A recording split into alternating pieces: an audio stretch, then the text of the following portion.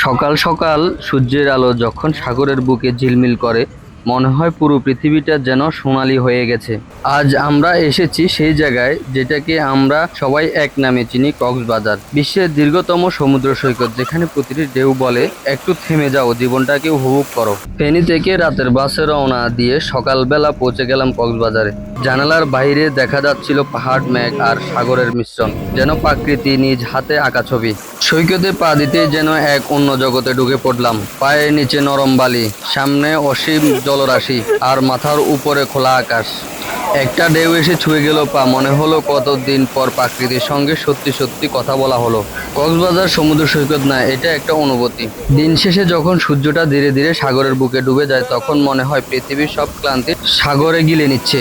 চারপাশের রং বদলে যায়, কমল, লাল, বেগুনি, এক অবিশ্বাস্য ট্রানজিশন।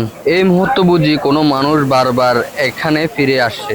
ঢেউয়ের গর্জন একটু শান্ত, বাতাসে যেন লবণের গন্ধ, আর চারপাশে ঝলমলে আলো। কক্সবাজার এসে শিখেছি, ভ্রমণ শুধু ঘোরা নয়, নিজেকে নতুন করে খুঁজে পাওয়া। সমুদ্রের প্রতিটি ঢেউ যেন বলে, জীবন যত ব্যস্তই হোক, মাঝে মাঝে নিজেকে একটু সময় দাও। তাই বলি, ব্যাগ গুছিয়ে ফেলুন, একদিন নিজের মতো করে হারিয়ে যান কক্সবাজারের ঢেউয়ের ভেতরে।